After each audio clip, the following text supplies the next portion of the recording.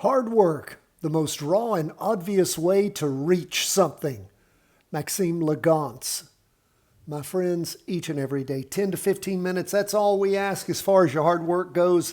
Hardest thing to do is to do it every day of the work week, every market day, I should say.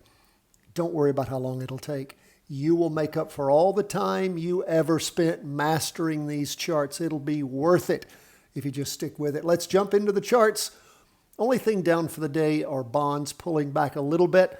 Let's jump into the S&P 500. Calmed down quite a bit after the exuberance of yesterday, up 0.58%. We may very well be making a decision tomorrow to jump into this up move. We shall see what Friday looks like for us.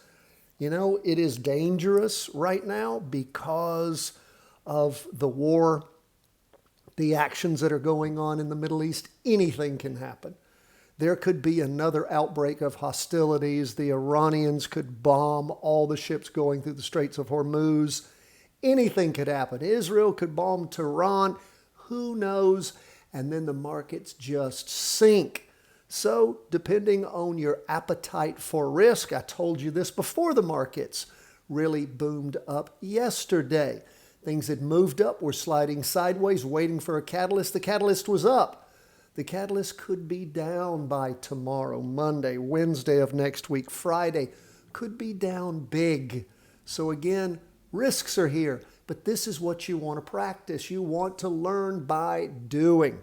And of course, what do we mean by that? We mean practice trading, fractional shares. I'll put the fractional trading training at the end of today's video.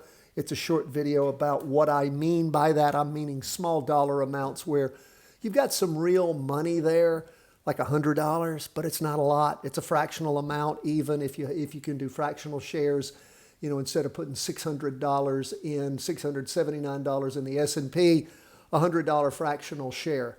Those kind of things, you can practice trading all sorts of stuff with real money to keep up with it the right way. Learning how to buy in at the right point.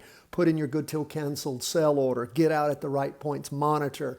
Set your stops and all the other things that you can practice doing by doing it for real with a small dollar amount. Take that little training at the end of today's video. Let's jump into these charts. We see that the S&P is up 0.58%. See where it popped up in the morning, about the same in the afternoon. I'm again looking at Heikin Ashi candlesticks. Look at the volume, how it's so much lower today. What is that showing you? There's not any exuberance there, right? Price is ticking up, but people aren't participating.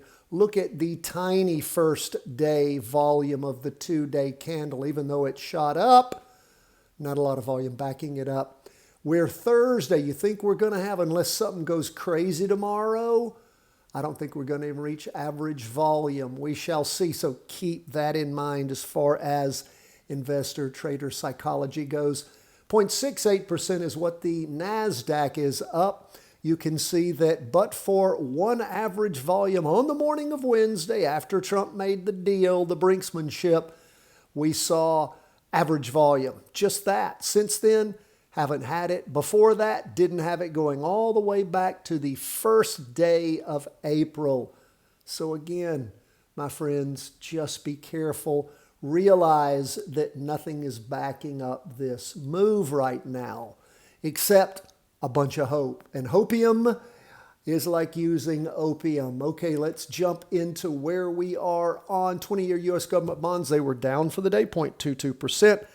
Again, extreme indecision here. No volume backing any of this up. Spinning top after spinning top. A doji or two thrown in there on the 2-day chart.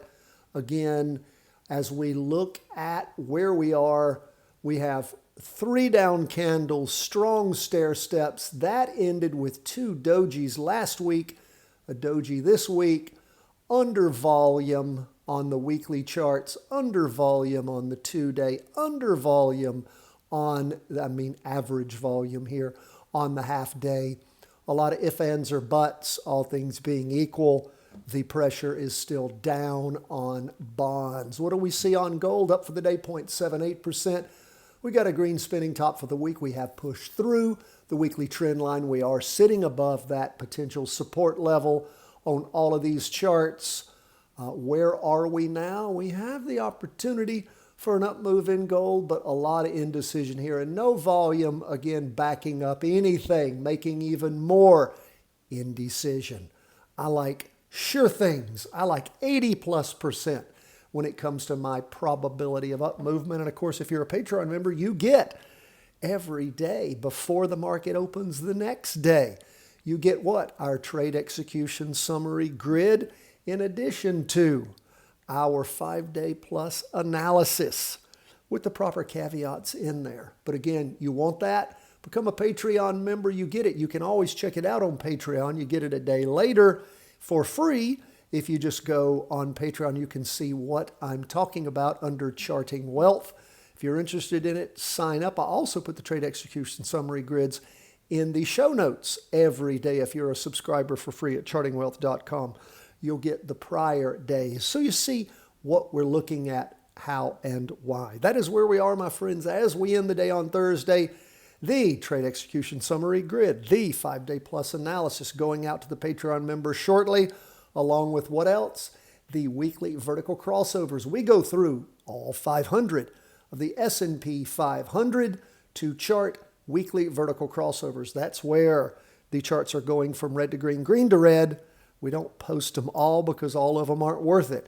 We go through, find you a handful where there's decent volume supporting the potential for a change in direction and post those again to the Patreon members at the Patreon page and via email to all our Patreon members.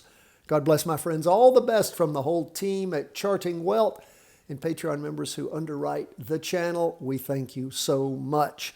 Everyone else, we thank you for being with us. Be sure to subscribe, like, and we love your comments. God bless. All the best.